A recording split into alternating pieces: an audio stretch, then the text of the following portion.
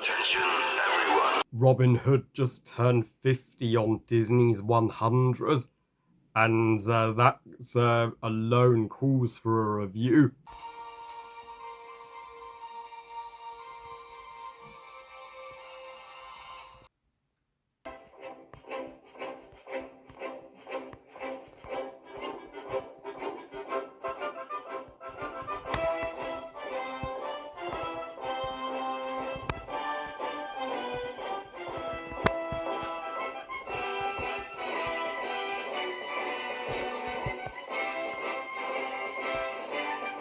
Robin Hood, directed by Wolfgang Reitman, a long-time legendary Disney director, and is the 21st Disney animated classic overall, and the second Disney classic from the 70s after the Aristocats.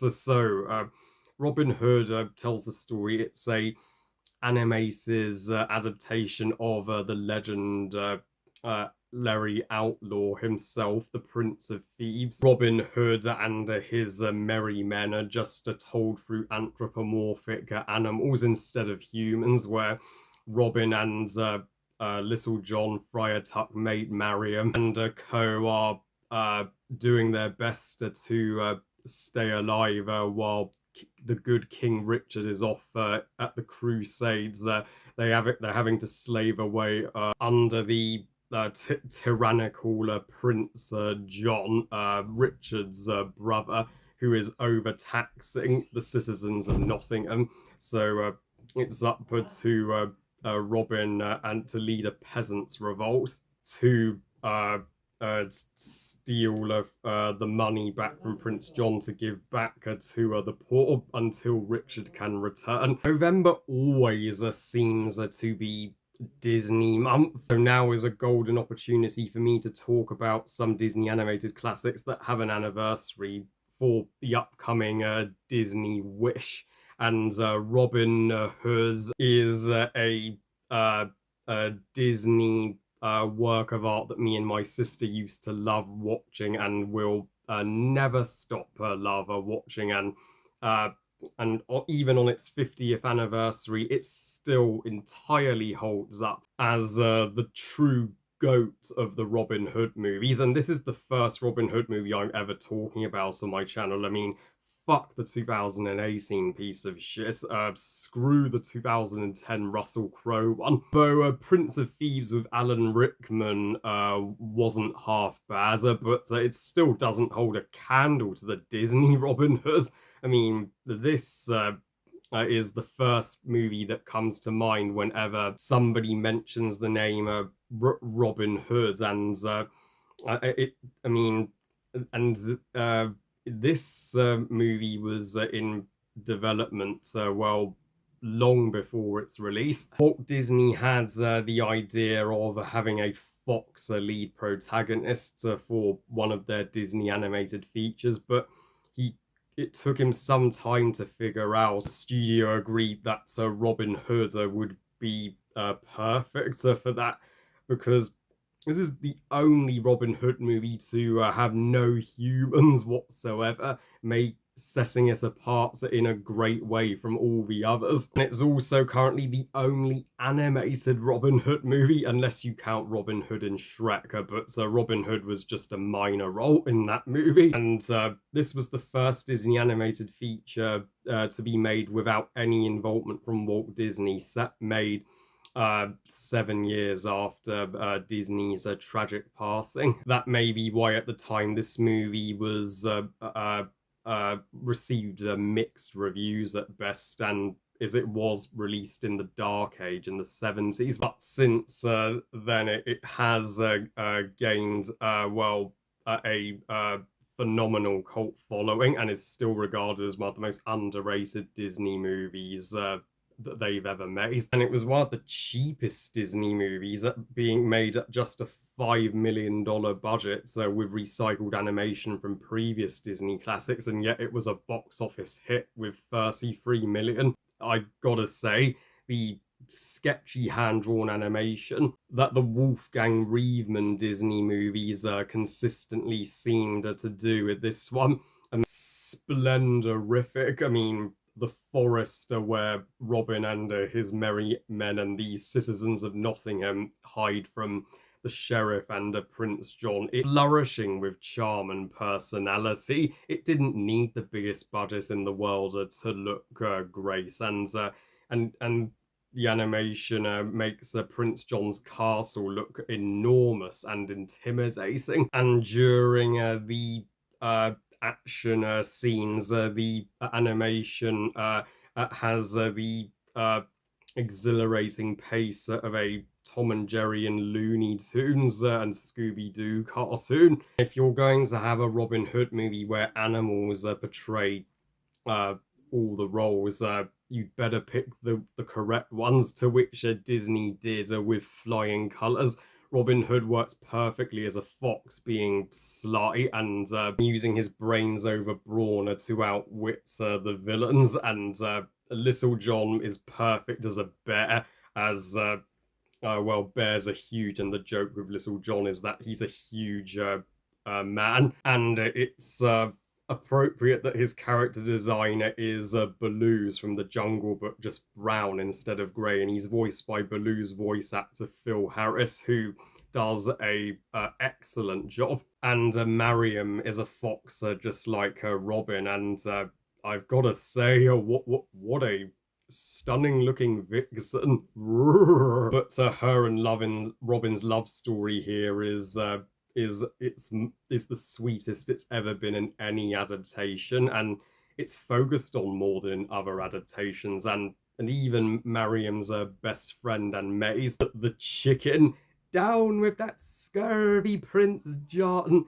I mean, she's uh easily my favorite uh, of the supporting characters. She's not only barrels of fun, but and has some of the best lines, but she totally whoops ass in the uh, archery tournament action scene, and she and Mariam are like King Richard, the good royals, unlike Prince John, and they speak for the people. Friar Tuck being a badger is perfect. He is such a humble friar, and even the mice that live in his church yeah, they're cute little critters. They have Rupert's design from the Aristocats, and you are like, go Friar, when he tells the sheriff to get the fuck out of his church after the sheriff cruelly steals from the poor box. And as for the villains, there are like three major villains in this movie, which is more than most Disney movies has at this point. The most obvious being Prince John and his slivery advisor, Hiss. Ah, mommy. His and Hiss's scenes are the uh, uh, some of the top 10 funniest Disney scenes of all time. Prince John and Hiss may be my favourite parts of the entire movie. Seeing Prince John just lose his shit at Hiss for pointing out all his flaws, and Prince John always saying, "Oh, mother, she always liked Richard better." Him just sucking his thumb every 5 minutes. He is a total man child, and is not king material. He's an absolute bastard, especially when he extremely increases the taxes when he hears the peasants singing the phony King of England song. But you fucking deserved it, pal. You treated your subjects like shit. And hisses like Prince John's Iago in a way. And oh, sire, you broke your mother's mirror, and now look what you've done to your mother's castle. And the sheriff of Nottingham, who is a wolf, which is suitable to make him that much more menacing. He's a Prince John's muscle and a henchman, and the tax collector and the Robin Hood bounty hunter. because Prince John is a coward to track down Robin physically, so he needs the sheriff to do it for him. But of the 70s Disney villains, uh, visa free are easily the best. And the action scenes for a movie that was just $5 million are remarkable. And like when Robin and Little John are escaping the sheriff and his posse in a Sherwood Forest, and they dress as fortune tellers to rob Prince John, destroying his carriage in the process. And the archery tournaments are being the big action set piece in the middle of the movie, and Friar uh, giving the sheriff what for, and of course the climax being when Little John and Robin infiltrates Prince John's castle to get all the citizens of Nottingham out of jail and their gold back. That may be my personal favourite, as this is the most light-hearted Robin Hood movie. But it does get slightly edgy when the sheriff chases down Robin with a burning torch. And you have that emotional moment where we think Robin's dead, but thankfully he's just fine. And the original alternative ending was to have Mariam carry Robin into a church, and Prince John follows them, and as he intends to finish Robin off, but then King Richard thankfully appears just in time to sort everything out. Understand why they cut this, as I feel that may have made the climax feel a little drawn out, because the climax does go on for some time, and it's and the first half of it is so little dialogue, so it's a genius tension builder. And there are sections of this movie where Robin Hood, our titular hero, is absent. So yeah, for most movies that would be a problem, but for Robin Hood it works, because Robin and the citizens of Nottingham are essentially one character, and they all have the exact same goal. And uh, the kids, the rabbits, and his sisters, and that tortoise with glasses. They are a adorable bunch, and I I love the friendship that they develop with Robin and Mariam, and they help you sympathise with the citizens of Nottingham extra time. The songs, while Robin Hood does not have the most well-known or most sung songs in the Disney canon, but the songs are still absolutely terrific in every sense of the words. A good portion of them being performed by the narrator Rooster, who is freaking awesome, by the way. And he performs the opening tune, the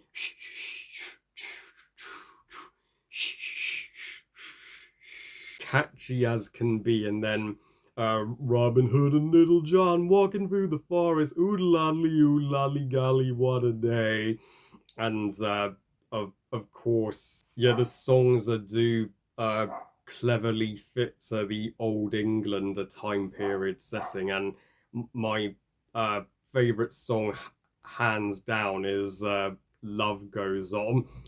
It's the most peaceful and song in the movie. You wouldn't think it would be in the movie because it's that graceful, but it's one of the most underrated Disney love songs I have ever heard. I mean, it's hardly ever talked about, and maybe the most popular song and number in this movie, Prince John, the phony King of England. Too late to be known as John the First, he's sure to be known as John the Worst. I mean, you just you sing along with the peasants to take down Prince John, that shitty king, and I'm, I mean, I'm sure a good number of people sung that song about Donald Trump when he was elected as president in 2016. Though the noticeable thing about this song that can't be ignored is the